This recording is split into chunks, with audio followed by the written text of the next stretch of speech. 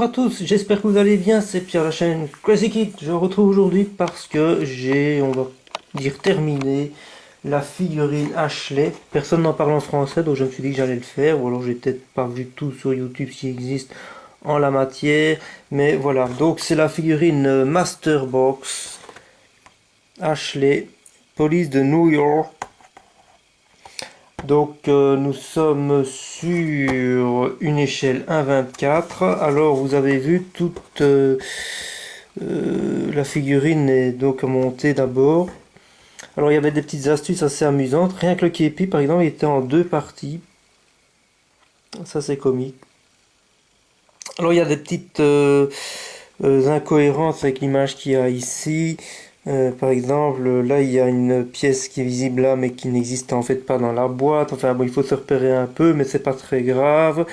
Voilà, alors au niveau du montage, alors il y a un peu des bavurages, il y a toutes sortes de choses à faire. Alors j'ai préféré monter la figurine complètement avant de la peindre et ensuite, enfin, il n'y a que le képi que j'ai fait séparément que je suis venu coller par la suite. Alors pour éviter d'avoir un souci, parce que quand on utilise, alors toute la figurine a été collée avec ça. Ça soude le plastique, c'est superbe. C'est très important, surtout pour la ceinture qui se trouve ici. Vous voyez la ceinture qui est là, la deuxième. C'est une pièce de plastique qui n'est pas très souple, qui ne se plaque pas très très bien. Donc avec ça c'est nickel, ça va vraiment la souder correctement et comme ça va vraiment prendre la forme correcte. Donc ça c'est cool. Mais le képi a été peint et le visage aussi avant d'être collé. Donc pour coller le képi, mais je vous garantis que ça tient bien, j'ai utilisé une colle blanche, comme ça, appliquée au pinceau. Pourquoi? Parce qu'une fois qu'on a peint, si on utilise ça, ça risque de faire des catastrophes. Donc je vais essayer d'intégrer une photo de la figurine sur la vidéo parce que je vois qu'au niveau de la lumière c'est pas le top. Bon voilà, moi les figurines il faut vraiment que je m'améliore, mais je trouve que ça c'est assez sympa. Voilà, bon. Alors vous voyez, bon il faut venir coller les armes, les petites pochettes à l'arrière. Je me suis amusé à faire les petits points de couleur un peu chrome. Là on a un bon retour au niveau de la lumière. Je vais essayer de vous montrer ça le mieux que je peux. Voilà, pour ce qui est des écussons, je pensais qu'il y avait des calques, mais non. Donc je les ai peints au pinceau en utilisant les couleurs, euh, vous voyez, sur l'épaule. Bon, j'ai fait du mieux que je pouvais. Il y aurait peut-être eu moyen de faire encore mieux, mais voilà. Pour ce qui est donc de l'assemblage, alors évidemment, quand on assemble les différentes parties, on se retrouve avec des creux qu'il faut combler. Alors au lieu d'utiliser un mastic à venir poncer, parce qu'alors on risque d'abîmer des moulures, j'utilise le plastique comme ça, qui est magnifique. Il n'y a pas besoin de poncer et il n'en reste que dans les creux. Donc ça comble au top du top et ça c'est l'idéal pour le cou, le raccord au niveau des cheveux, etc. Donc ça c'est vraiment sympa.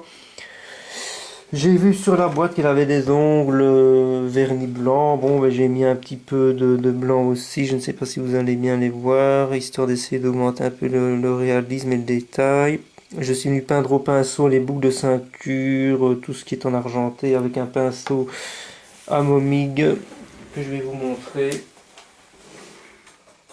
Voilà, celui-là. J'ai pris ce pinceau-là pour faire cette figurine. Bon, ici j'ai utilisé pour le visage et les bras comme teinte de base celle-ci. Et j'ai voulu tenter le coup de tirer ça à l'aérographe. Alors comme l'aérographe Aztec il est très précis, ça s'est très très bien passé. Donc ça c'est magnifique. Puis j'ai tenté un petit éclaircissement avec lui, mais bon, j'ai pas été. Je me suis rendu compte qu'avant de trop insister, il fallait quand même que je m'entraîne ailleurs que sur la figurine et j'avais pas envie de la recommencer. Donc voilà, je me suis dit, on va faire ça comme ça. En ce qui concerne les couleurs utilisées, vous voyez le bleu de l'uniforme, le bleu général, Oxford Blue 7807 de chez Model Color. Avec un marqueur Sharpie, j'ai fait le liseré noir ici. Alors pour ce qui est donc de toutes les parties noires, comme les chaussures, j'ai été mettre du Glossy Black de chez Model Color. Écusson et tout ce qui est un peu argenté à droite à gauche. Je suis venu mettre, attendez que je ne me trompe pas, le style métal de chez Amomic qui lui est vraiment sympa. Ça s'applique très très bien au pinceau et ça permet de faire du travail fin et délicat parce qu'on n'a pas du pâté, puisque c'est ce genre de truc qui peut se passer directement à l'aérographe. Donc sur une fine pointe de pinceau comme ça devient très très facile d'aller faire les boucles de ceinture sans en mettre partout. Donc ça c'est vraiment la classe. Donc voilà, alors cette figurine là j'aurais bien voulu l'associer à une voiture de police du coup de New York. Le problème c'est que je n'ai pas les calques. Vous voyez, je voulais faire la Ford Crown Victoria comme ça. C'est en réalité la maquette de chez Lindbergh.